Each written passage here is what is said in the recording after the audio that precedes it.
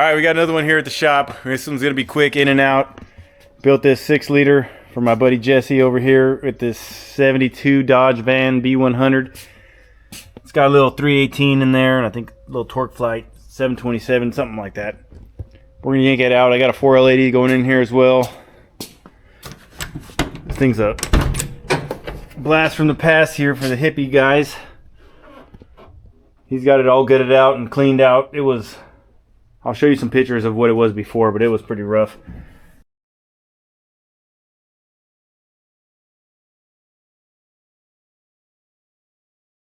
I don't know how many kids were made in this van before, but we're going to fix that.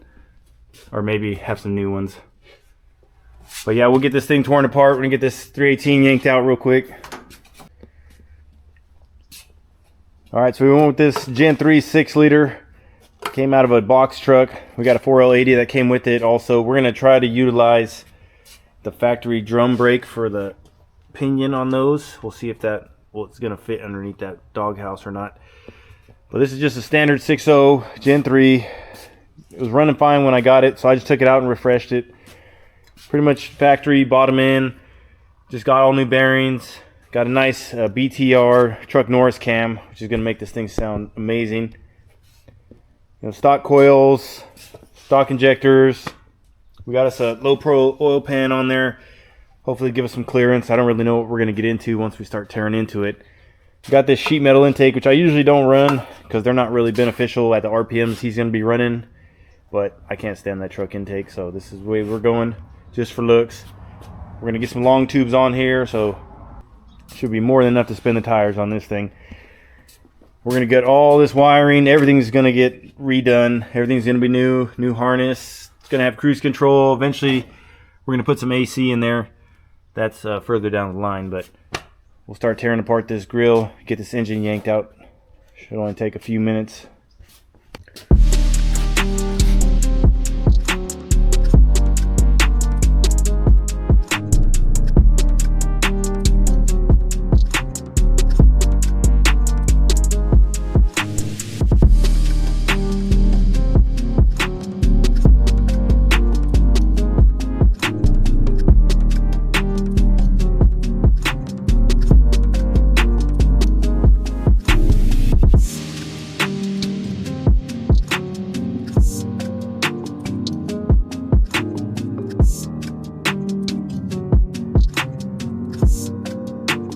Alright, I think we got this. Took us about 5 or 6 different tries to setting the height of the van and getting this chain snugged up the best we can to clear this cowling right here. Somebody already dented it up, so hopefully that helps us out. See if 3rd time's the charm, 10th time, whatever.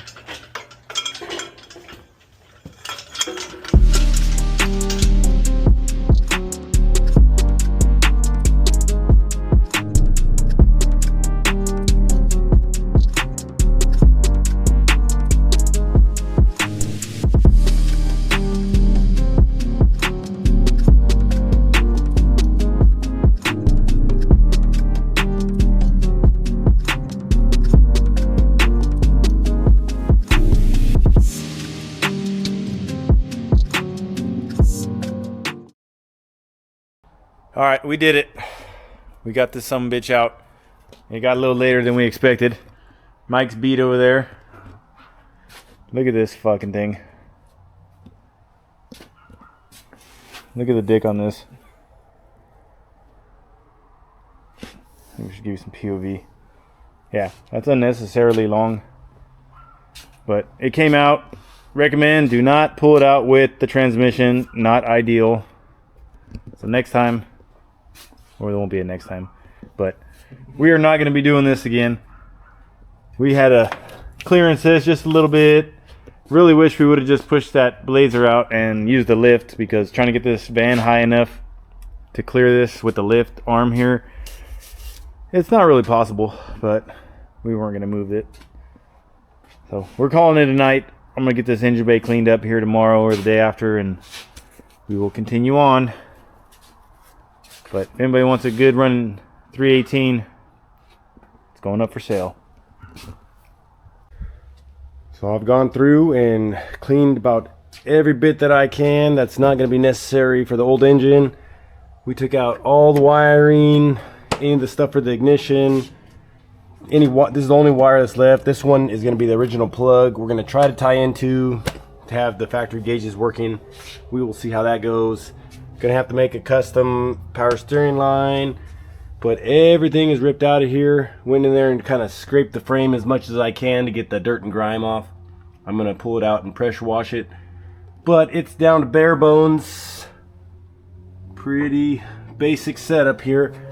I'm going to get it cleaned up, and then we'll start seeing if we can fit this engine in there and how we're going to design some engine mounts that'll function and get this hopefully in a better position than it was before, because we're definitely going to have some clearance issues there with that big 4L80. Let's get this thing washed up so we can start working. Got everything cleaned up, looks pretty good. A little fresh coat of some black paint, a little scrubbing of all the dirt and grime off this thing, but definitely huge improvement. Make everything look nice and fresh when we put this engine in here. So I don't know if we're going to do with these inner fenders if he wants to paint these, but we'll kind of play that by ear. We got everything painted up on the inside of the frame. Anything that's going to get replaced, like possibly suspension, we're not going to paint right now, but we just put a little fresh coat on the steering arms, things like that. So definitely changes the whole look of it. So like I said, I haven't talked to him about painting the box or anything like that. That's going to be removed later.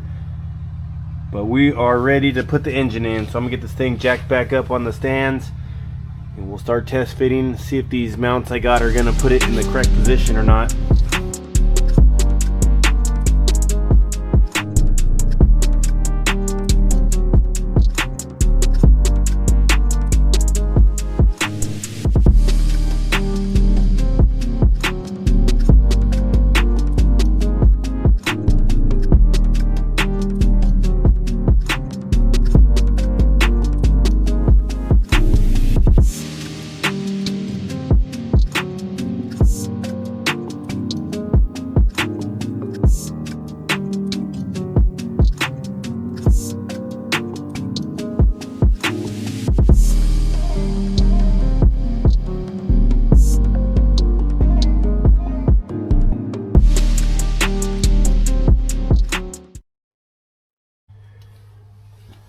Alright, we got the engine sitting in there, kind of got it centered up.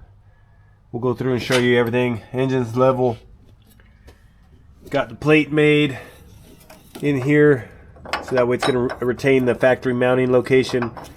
And we're just going to run some DOM sleeved poly bushings.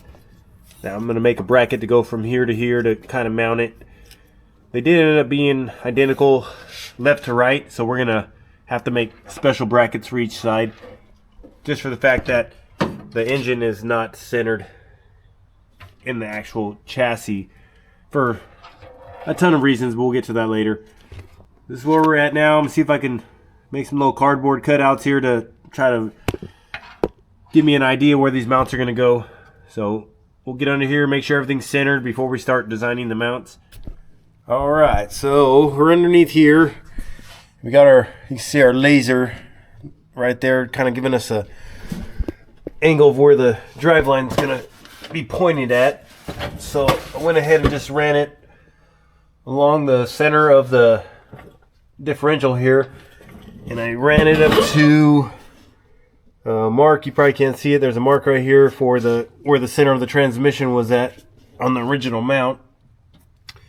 And then we got that centered up perfectly on the block there, all the way up straight through. We got a nice straight line, so we know the block is level, we know it's straight. Now we just gotta make sure we have the right pitch this way. So we'll put some mounts on here. They'll give us a little bit of movement, not a whole lot, but we'll be able to move the engine side to side to do the fine tuning, but this will get us in the ballpark. We know we at least got a straight shot here, and we can get the driveline transmission bolted up and see where we're at angle wise. That way we can make a little bit of slight adjustments. But we'll get back up here and start fabbing up some mounts. Alright, so this is what I came up with, just a quick little cutout. Should fit right there and fit right on top of the plate. Put a nice bead on there and nothing fancy. We'll plate it on top. But I'll go cut out 2 of these, see how they fit, then we'll come back and try to tack them all together and then pull them off and finish welding.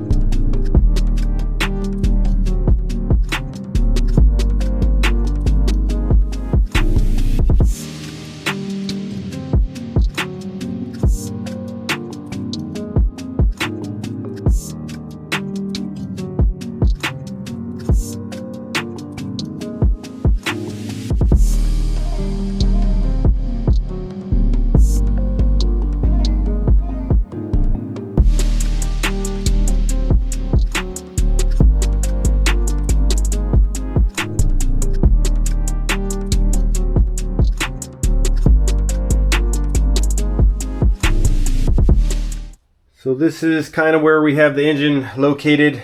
We still got to take some measurements. I think I have about 8 inches before it starts to taper off pretty good on the bell housing. So it's going to be cutting it pretty close right there. But I was more concerned about pulling the engine back this way and trying to get it centered and behind that cross member. I could have tucked it a lot tighter, but I don't see any reason for it. So I got it sitting somewhere around 9 degrees of pitch.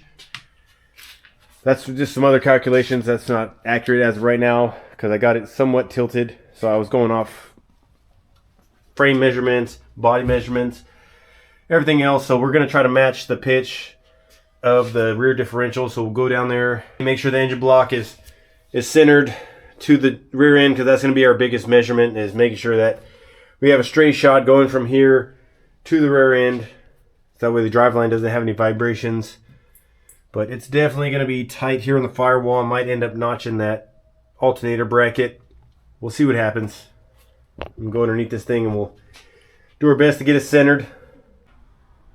Alright, so the engine's in there on its own weight. This is going to be part 1 of our build series.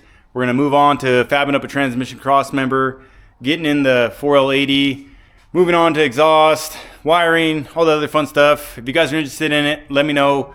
Like and subscribe. All of it helps. We're trying to get more content out to you guys. If there's anything else you want to see, just let me know, and we'll see you on the next episode.